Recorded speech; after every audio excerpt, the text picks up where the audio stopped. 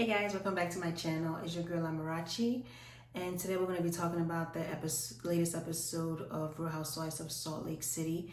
Usually I don't review Salt Lake City because they're so so many episodes into the season, but after the most recent episode, I just feel like I need to give my 2 cents, so that's why I'm here.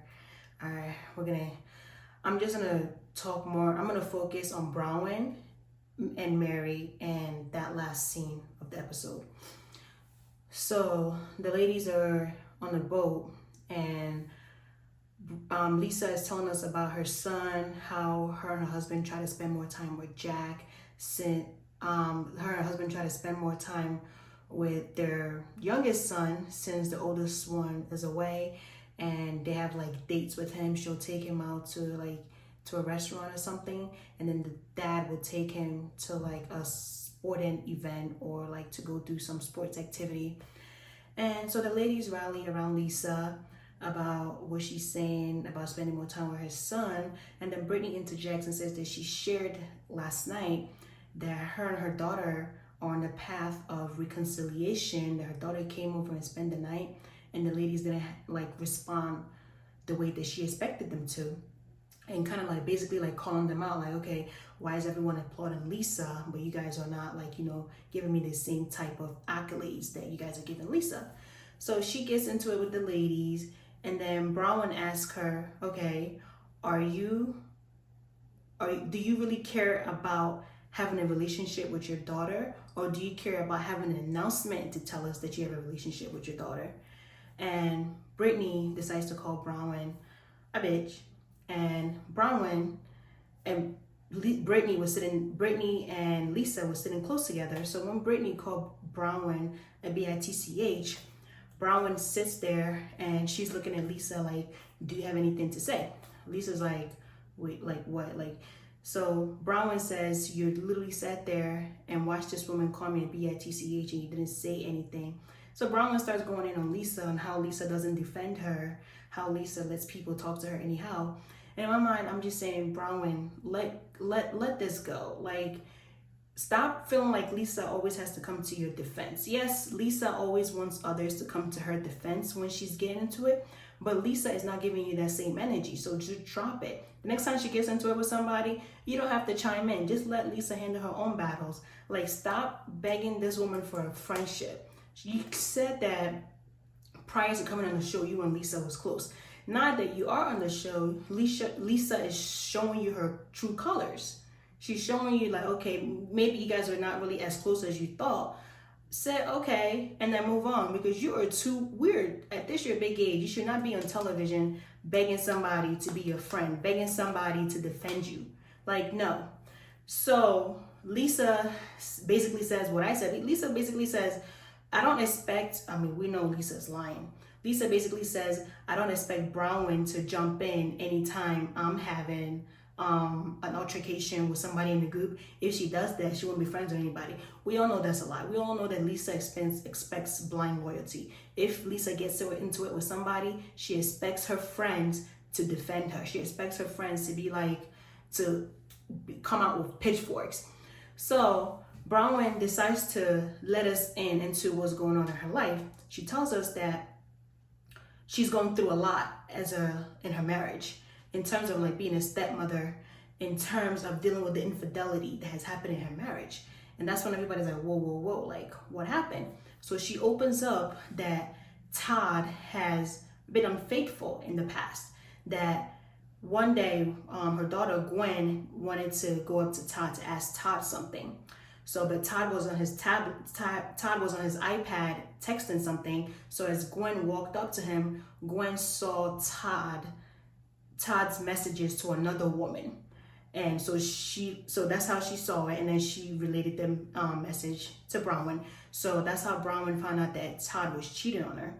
And Todd's defense was, well, my flaw is like, I'm never satisfied. I'm always looking for like that in my business. I'm always looking for like the next business. I'm always chasing that. And sometimes that spills over into my marriage. So basically saying that he's never satisfied in both work and at home. And Heather chimes in like, no, when he comes home, he's supposed to turn that off and focus on his wife, which is you.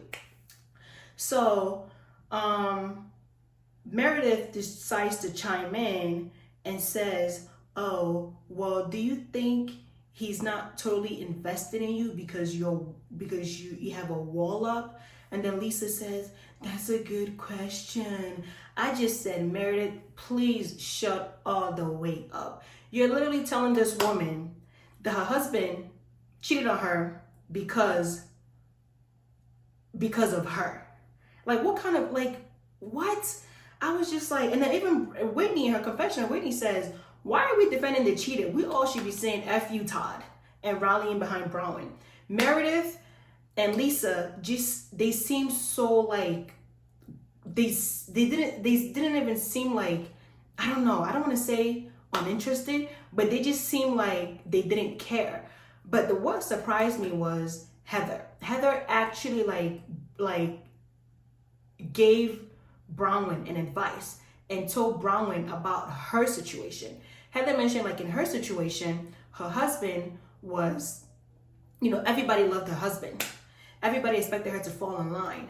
Like, she catered to her husband. She made sure she was the perfect wife. But the way her husband would talk condescendingly to her. But in her mind, everybody was saying, well, he's not cheating on you. He doesn't have an addiction to drinking or pornography. So just shut up and put up and just like endure it. But Heather said like what saved her was the fact that her husband left her. So that's how she was able to like find herself again. And that that Bronwyn should basically not let Todd affect her. And then Bronwyn goes on to say that she feels like ever since this happened, she feels like in her marriage that she's not good enough. She always has to go above and beyond to please Todd, to make sure that she's the perfect wife, the good wife. She says that Todd works 3,000 miles away from home 5 days a week. And in the back of her mind, she is always replaying like, okay, what is he doing? But she says that every morning she wakes up and she chooses Todd. And Bronwyn, I am here to tell you, please. And then Bronwyn also mentioned that she always feels like she's not good enough at home.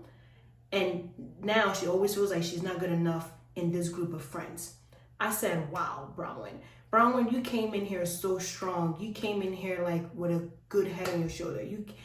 I was just like, it took me for a loop. How you go from the Bronwyn from the first episode with so much grace, like holding your head up high, like walking into the room, like saying, yes, I'm Bronwyn, to now you feel like you're not good enough. I was like, so is that why you're literally like always trying to beg Lisa for a friendship? Because the last 3 or 4 episodes is literally been you begging Lisa to see you, begging Lisa to show up for you as a friend. And then when Heather came to your house and Heather did not accept the quote unquote olive branch that you were trying to extend to her, you said that broke you and you cried. In my head, I said, why is Heather not being your friend upset to you? Now I understand why. Bronwyn, I'm here to tell you that at this our big age, we should not feel like we have to change who we are in order to make friends. I mean, as long as you're not mean, as long as you're not abusive, as long as you're not committing any heinous crimes, be true to yourself. The friends will come. At this our big age, we cannot be dependent on other people to make us happy. Bronwyn, I feel like you need to go talk to someone that's licensed that can help you figure out your trauma. You are not that teenage girl anymore that had to be a single mother and raise your daughter. Right now, you've gotten older, and also remember, your daughter is also looking up to you. She might not say that to you, but she's also looking at you the way you handle situations. Bronwyn, I am please telling you, do not I feel like you let Todd break you. Todd has broken you to the point that your self-esteem is broken. And I feel like you need to build it up again. Todd should not be chastising you like a child. Yes, I've been this on social media. Many people have been saying that, oh, they don't like the way Todd speaks to you. They don't like this. They don't like that. And then also, we find out that when Bronwyn was bitten by the dog at the dog park, she called Todd and he didn't pick up. So she called his assistant and told his assistant that she's going to the hospital because she was bitten by a dog. And Todd said, oh, it's probably a few scratches. So he didn't come to the hospital. But then Gwen came to the hospital and then called Todd on video call to show Todd the bruises. Then that's when Todd said, oh, those weren't scratches. For your husband, for someone that says they're your husband, for someone that says that they love you, to hear that you were attacked by an animal and they choose not to come to the hospital to come and see you, that says a lot. That truly says a lot to me. A husband, a wife, a partner is supposed to be caring.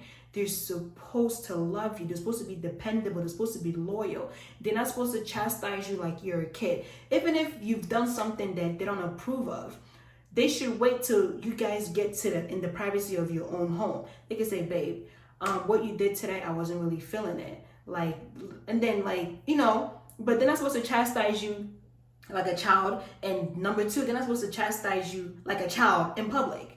And Todd does all these things, and we've been seeing signs, but I just chose not to believe it. I was like, until Bronwyn opened up, and I said, my God, like,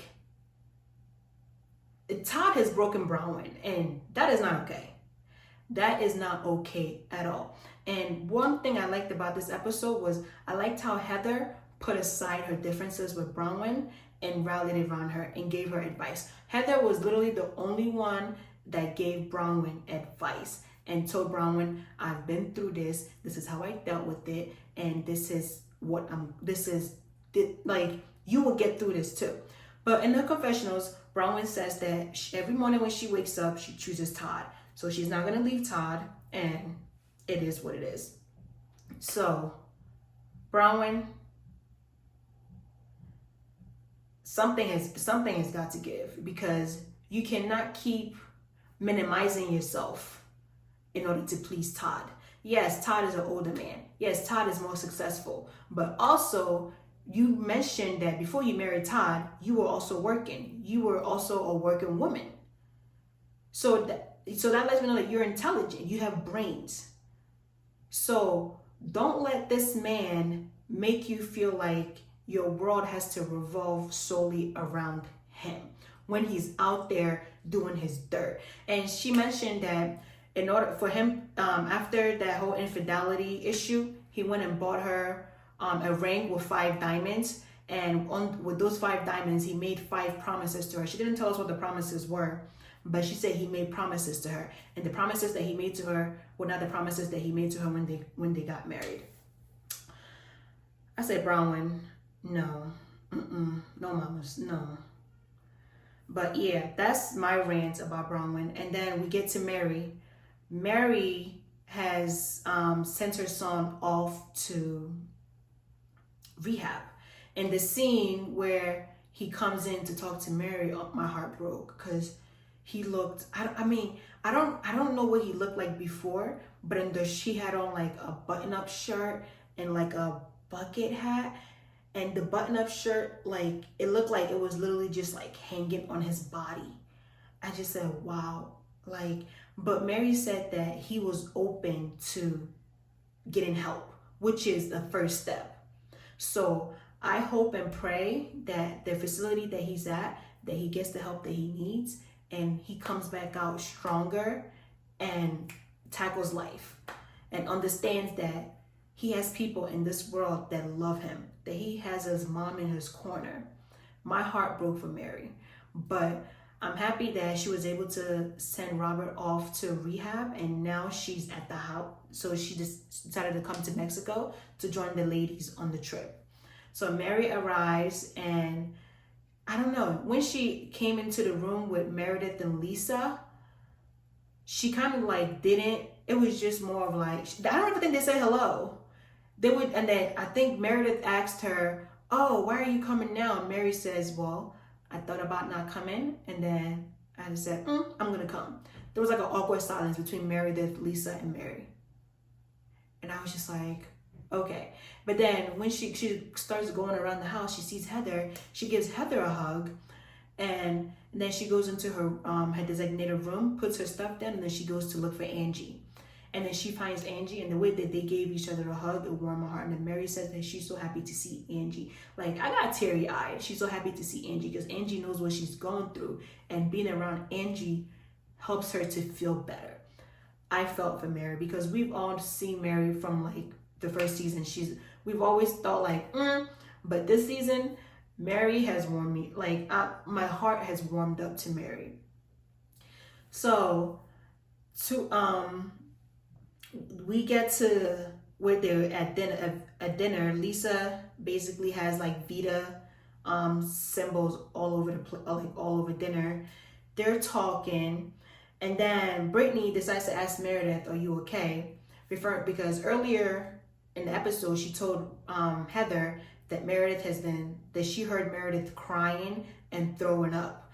So throughout the episode, she asks Meredith on different scenes, "Are you okay?" And Meredith keeps saying, "Yes, I'm okay." And Brittany, this is where I'm gonna get you. Why did you feel the need to go and tell everybody that, "Oh, Meredith, I heard Meredith throwing up and I heard her crying"? Why did you feel the need to do that? And then when you asked her on 2 different occasions earlier, "Is she okay?" she said yes. Why didn't you drop it? Why did you feel the need to bring it back up at a dinner? She's telling you she's okay. That means even if she's not okay, that means she's not ready to talk about it. Wait for her to be ready to talk about it. Like sometimes I understand it's a reality show and they need content, so they need to like stir up drama, but it was annoying. So Brittany decides to ask Meredith, "Is she okay?" Meredith says yes. And then Brittany decides to say, "Oh, well, I heard you crying and throwing up earlier this morning." And then Heather says, and then Bronwyn decides to chime in and says, "Well, it's been going around like since morning around the ladies that you were throwing up and what's it called, and crying." I say, Bronwyn, why? Like, why do you always feel like you need to like bring up what the ladies are talking about? This has bit you in the butt on numerous occasions. It's not everything that you need to say. Just sit back and observe. This is your first season. Just sit back and observe. Know when to open your mouth and know when to shut your mouth. And then Heather says, "Well, yeah, like I heard it." So Brittany told Heather. Heather told Angie. Angie told Bronwyn. So that's literally how it went. And then Meredith decides to say, "Well, I wasn't thrown up, but I was crying." And then she says that she was crying because of like the slut shaming. I said, Lord Almighty, here we go again. Referring to Angie slut shaming Brittany. But mind you, the previous day, her and Angie resolved that issue. And then Angie says, "Meredith, is there an issue between us?" And then as Angie is trying to like get her point across, Lisa jumps in and says that Meredith needs to like talk about, like say what she's feeling instead of just saying that she's fine. Then Angie tells Lisa to please stay out of it. And then Lisa's like, "Wait, why are you telling me what to do? Like, I'm trying to like stick up for you. I'm trying to help you." And then Angie says, "Lisa, we promised each other that when the other person gets into it with other ladies, we're gonna stay out of it. We're not gonna get involved." So this was like a typical case of like Dorit and Sutton, where Dorit was trying to defend. When Sutton was trying to defend Dorit, but Dorit totally missed it and then started attacking Sutton. That's what happened. So Angie totally missed it and then started getting into a verbal altercation with Lisa. So her and Lisa started arguing. And then Bronwyn decides to chime in that how she felt like Lisa didn't really defend her, how she felt like Lisa doesn't defend her, how when she poured out her heart about Todd's infidelity on the boat, Lisa just seemed like she was uninterested. And everybody's just like, and then you see Brittany, she's talking about her issues with Lisa, and then Angie chimes in. I said, my God, will you people let this woman breathe? I felt bad for Lisa in that moment. And then Angie comes out and says that, "Lisa, I've known you for many years, but I don't know that much about you. And Bronwyn, who I've known for a short amount of time, I've heard like Bronwyn, who I've known for a short amount of time, I've known so much about her. But you don't open up, but Lisa, you don't really open up to me. I say, Angie, what? So because Bronwyn told you that her husband has been unfaithful to her, that's how you feel like you know her. You only know like a portion of what she's telling you. You still don't know the other details about her life. And Lisa is like, what are you talking about? Like, I tell you about my kids, I tell you about my husband, I tell you about everything. I felt so bad for Lisa because usually I'm just like, Lisa, get a grip of yourself. It's not always about you. But I felt bad for Lisa because everybody was just dumping on her. Brittany, Bronwyn dumped on her. Angie dumped on her. Whitney dumped on her.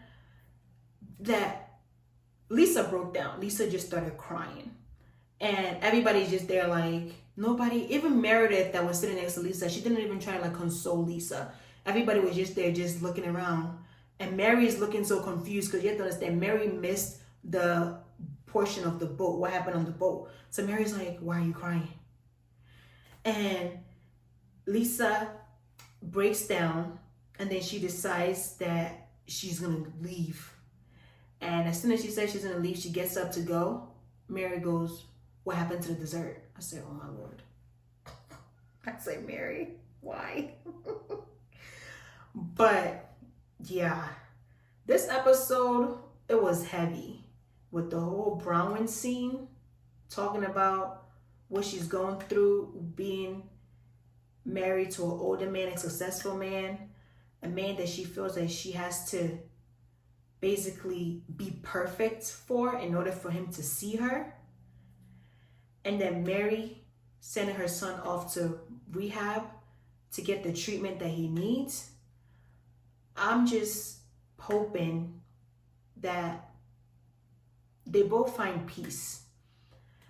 I don't know. I don't know what else to say, y'all. And then when they were leaving the boat, Lisa made a comment that if Todd sees this, he's going to be pissed. And I guess at the reunion, we'll find out how he felt about Bronwyn bringing up this, his indiscretion on national TV. So I guess we'll find out later. But y'all, that's what I had to come on here and talk about because I just felt like I needed to come and say my 2 cents. Like, Bronwyn, leave Lisa. If Lisa does not want to be your friend, if Lisa is not showing up if Lisa is not showing up as the friend that you need her to be, leave her alone. Leave her alone. Like, I'm pretty sure you have other people in your corner. And then Bronwyn talks about how she's lonely, how she doesn't have a mom, she's losing her dad, her daughter Gwen is going off to college, so she feels lonely. So when Lisa brought her into this friend group, she thought that she was gaining a group of girlfriends. And Bronwyn, I'm going to tell you right now, those are not your girlfriends. These ladies, these are housewives. They're on a show. They are going to cut you down and then rally around you. Cut you down again, rally around you. So if you can at least make, outside of Lisa, if you can find a genuine friend, at least one person on the show that's genuine to you, just like Mary and Angie are genuine to each other, you'll be lucky. But if Lisa is not showing up as the friend that you need her to be, please stop begging her to show up for you, because I'll be damned at this my big age to go on national television and beg a woman born of a woman to show up for me as a friend. No, you show me that. You show me. If I'm thinking that, because, and also some people always think like, oh, this person and I are good friends, but in that person's mind, you guys are not as friendly as you think. So if Lisa is showing you that, Bronwyn, we're not that close, Bronwyn, the kind of friend that you need, I can't be that kind of friend for you, accept it and move on. Stop begging Lisa to be your friend. Stop begging Lisa to show up for you. That's not what friendship is. Bronwyn, please. This is my message to you. Please stop. Stop. Because this is getting old. It's been like what? Ever since you guys went to, what is that place that they went to where Todd told Lisa, her husband, they can leave if they don't get their act together. Ever since that episode, every episode behind that has been Bronwyn telling Lisa, "You're not showing up for me as a friend. You're not showing up for me as a friend. You're not. I'm tired of hearing about it, Bronwyn. I'm tired. Like, come on, you're too grown for this." All right, y'all. That's my 2 cents on this episode. Y'all tell me what y'all thought about this episode, and I'll see you guys in my next video. Peace.